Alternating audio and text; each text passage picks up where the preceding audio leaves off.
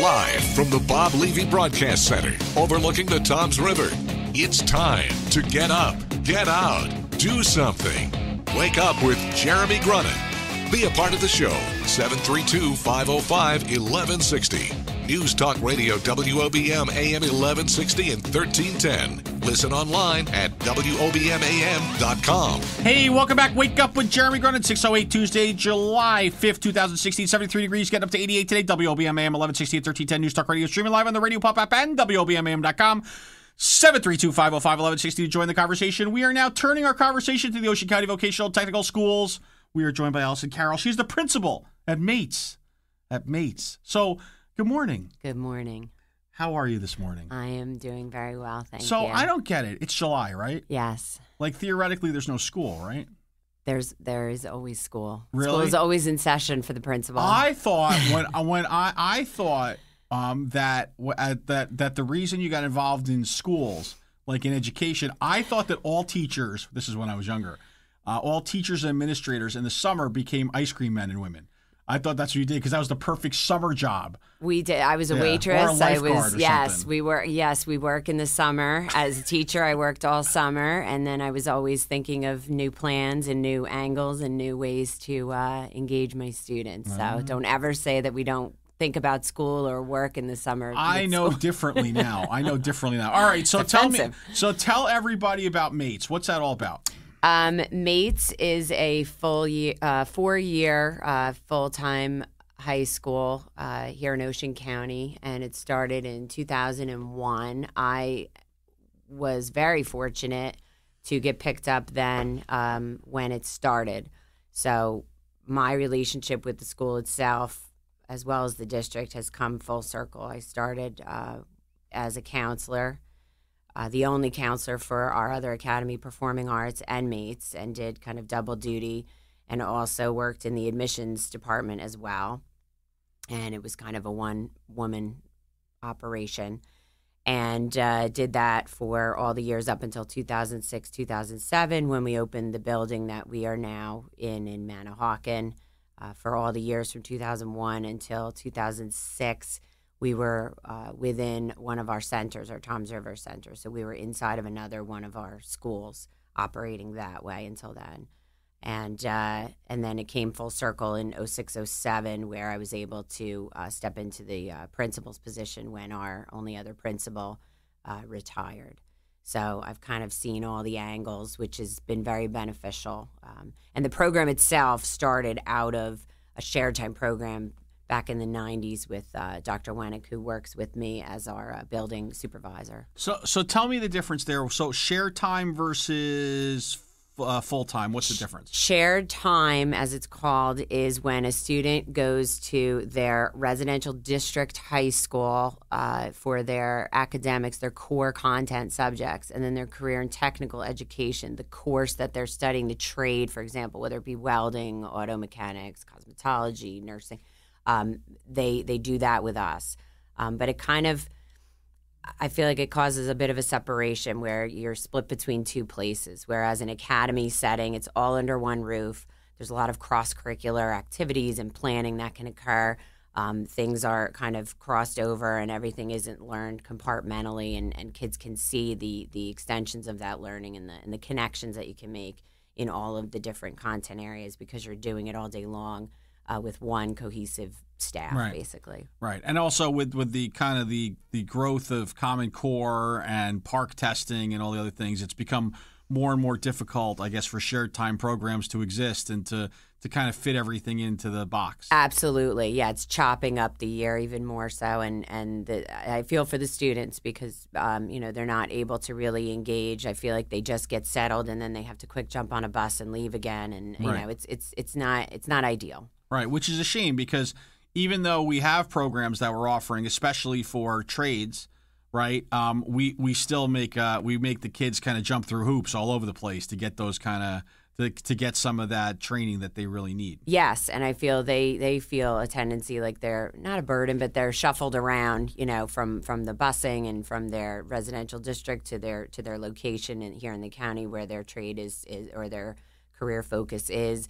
then back again, and we could certainly make it easier on them. Right. So, Allison, how did you get started in, how did you decide you want to go into education? Like, do you remember when that, like, aha moment was that you're like, oh, that's what I want to do? Okay. Well, we don't have that much time.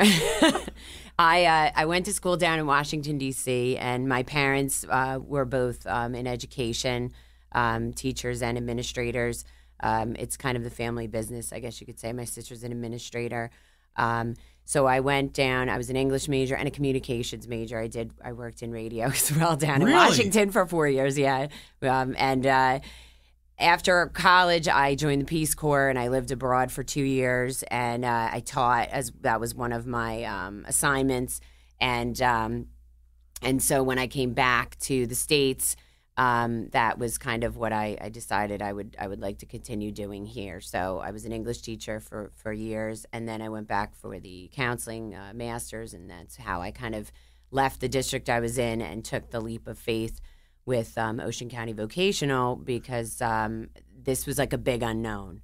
And obviously the brief history I just gave you, I'm all about just jumping in and doing whatever, to pick up my life and live somewhere else for 2 years and in a foreign country. And so this was like not foreign to me either. I was excited to have the opportunity and the chance to grow with something at the ground level. Where else would you get that opportunity? And thankfully, OCVTS provided that for me, and I haven't regretted it since. So it's been fantastic. So it is different, though. So like let's walk through a day. Not the full day, but let's walk through what does the rhythm look like for, let's say you're a kid who is districted to Toms River schools, right? And you want to go to Mates, right? And you get in, right? So how many kids, first of all, what's the acceptance rate look like? How many applications do you get? For our demographic, for our county, it's pretty comparable to the population in Ocean County. We have 75 up to 75 slots, and we get about 350 applicants. Not everybody sticks it out through the whole process. I've seen you see a little drop off after the information sessions and after the application is in. So we have about that many applicants, and then we're taking the top 75 qualified, one from each district first. So we have that nice distribution throughout the county represented, and then the admissions office goes back through the list, and they'll pull the top students overall to kind of flesh out the rest of that incoming class.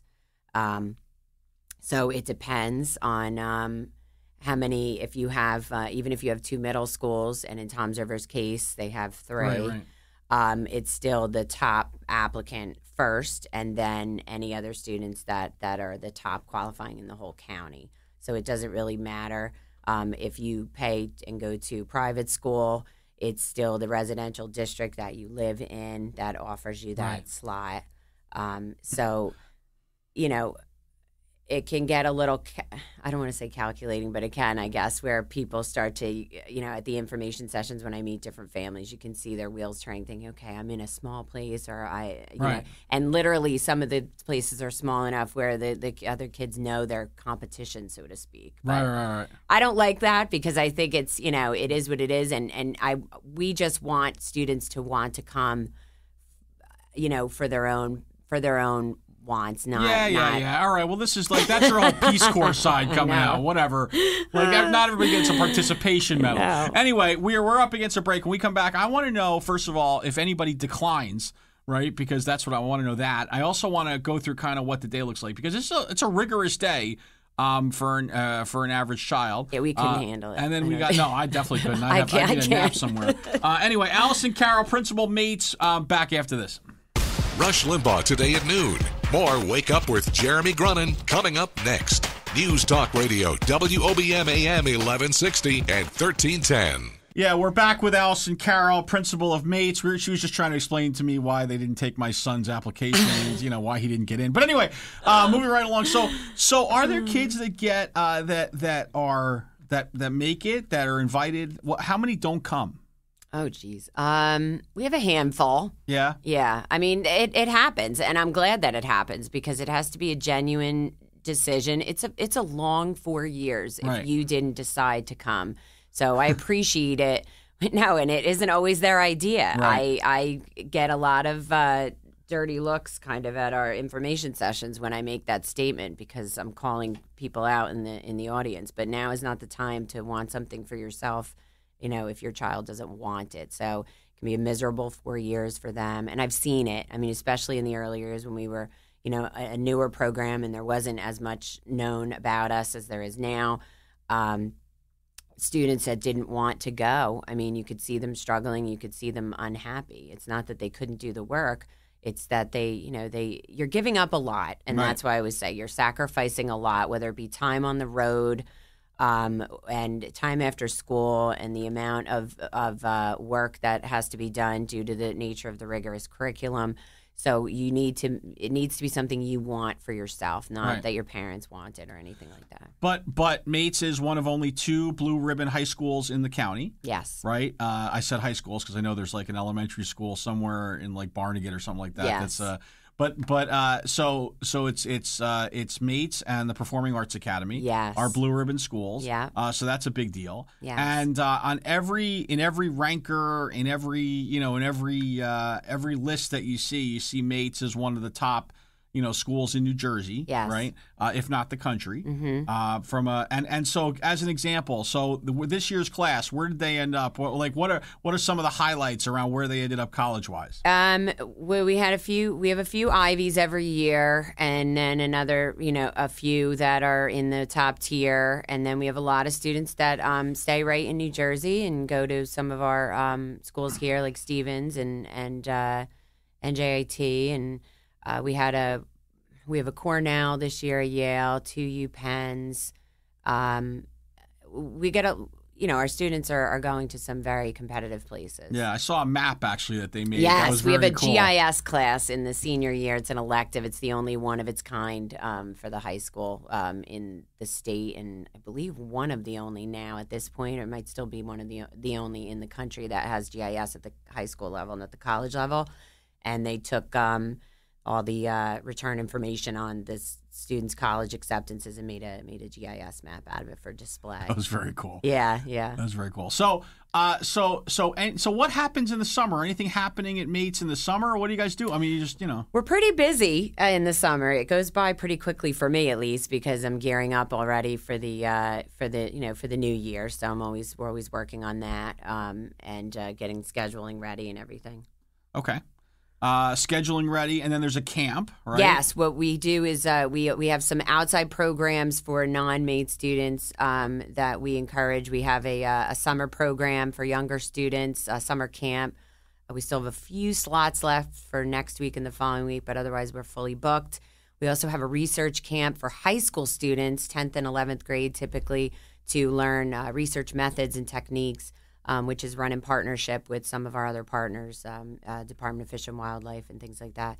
And Dr. Wennick runs that with some of our students. And then Dr. Wennick is certainly engaged out in the field all summer with a lot of our students doing their ongoing independent research and studies in the local area, which is one of the things that we really capitalize on, being where we are doing.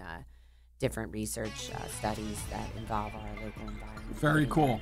Allison Carroll, principal of Mates in Manahawkin. And so when we get back, we're going to talk about, we're going to give her a magic wand, of course, and we're going to talk a little bit also about what the other schools in Ocean County are doing to kind of catch up. Wake Up with Jeremy Grunin, back after this.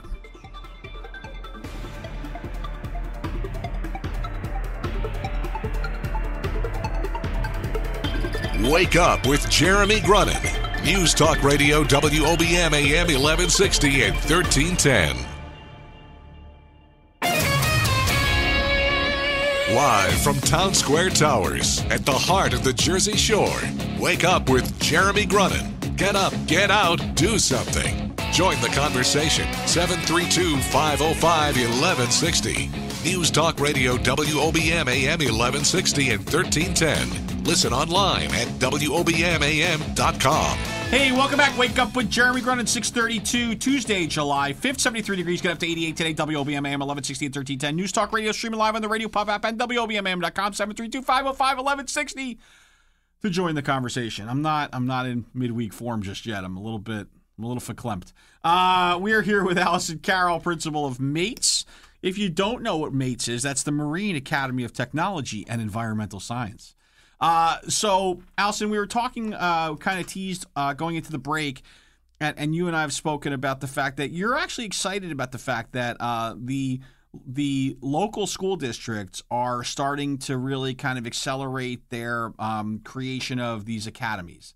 That would seem at first blush to be almost as competition to what MATES does, but you have a very different perspective on that. Why don't you talk about that? I don't see it as competition because I see the number of students that we cannot house and educate. And why should they have to come to us? I feel like if there's something that is to their liking right under their own roofs in their own high schools in the areas that they live in the county, then I don't see it as competition. I just see it as a variety of choices. So I do like the model that's come up in a few of our districts already that's running very successfully.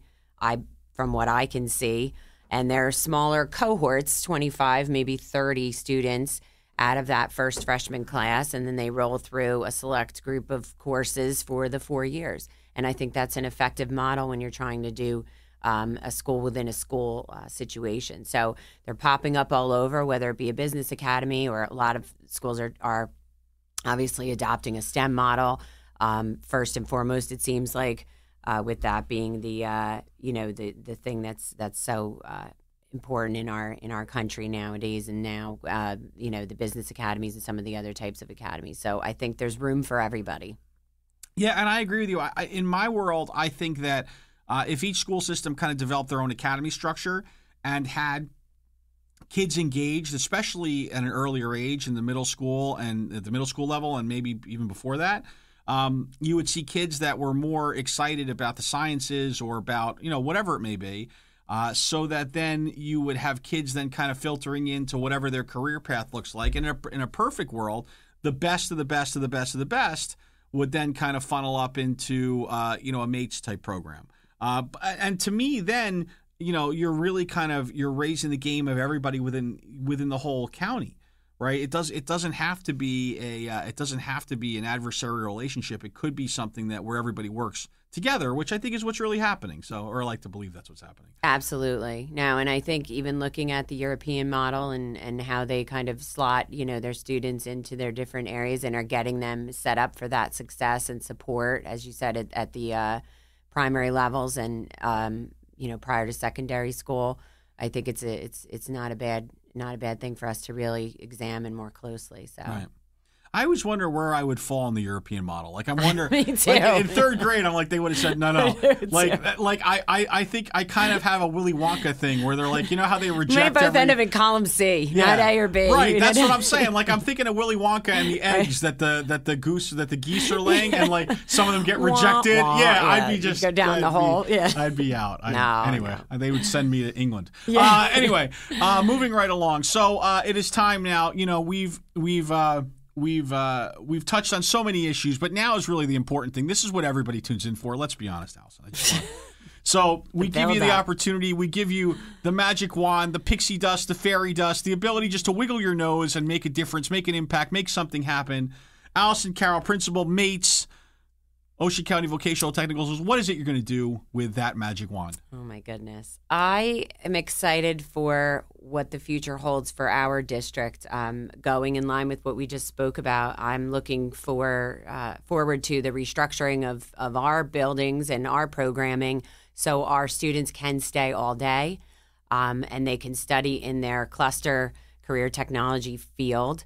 And then also get all of their required academics for high school graduation all under one roof, and not have to split their time between two places and the drive time lost and the experience, whether it be the social and emotional and the academic growth that they would have from staying in one location. So we're one of the last in the state, and as a state, I think we're a little lagging too in the country, where we transforming these schools. Everywhere else you go, the career and technical high schools exist, and we need to kind of get on board with that. Right.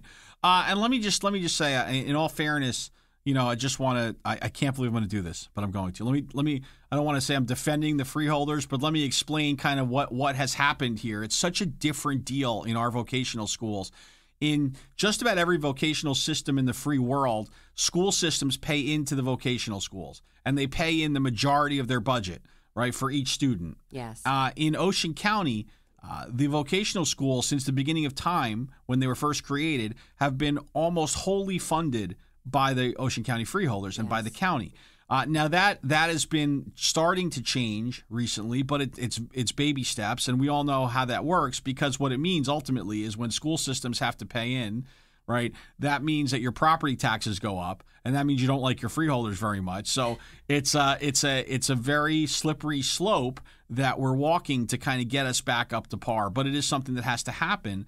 And so, that's why at times it would appear that the vocational system doesn't get it struggles a little bit at times to make sure that they have as much funding as they possibly can. That's why it's so important to continue the fundraising efforts and to have great folks like you running the schools and doing the good work every day to keep things moving in the right direction. So just a little different structure here in Ocean County. I know that's hard to believe because we always seem so cutting edge and right on top of things. Allison, where could people learn more about MATES, about the vocational schools? Where could they go? They can go to our district website, which is www.ocvts.org, and you can find out anything and everything that you can possibly imagine about our wonderful school district and all the offerings we have for adults and high school students. Right. And of course, there's as always, there's like an Instagram feed, there's Twitter feeds, yes. You name it. They're on every social media known to man and woman other than Tinder. Right. So that's really good. Allison, Carroll, now, and just so we're clear, it's the summer. You're not going home. You're not running an ice cream truck, and you're not lifeguarding today. No, I'm not. Administration, we are 12-month employees. Nice. Like I said, when I was a teacher, I had another job in addition to all my lesson planning and preparation for the new year. But as a principal, I'm in school all year long. Well, good for you. And you're doing a great job, obviously. And so, thank you very much for all the work that you put in for the vocational system and for MATES. And enjoy the rest of your summer. Thank you. You as well. Thank you. Wake Up with Jeremy Grunin back after this.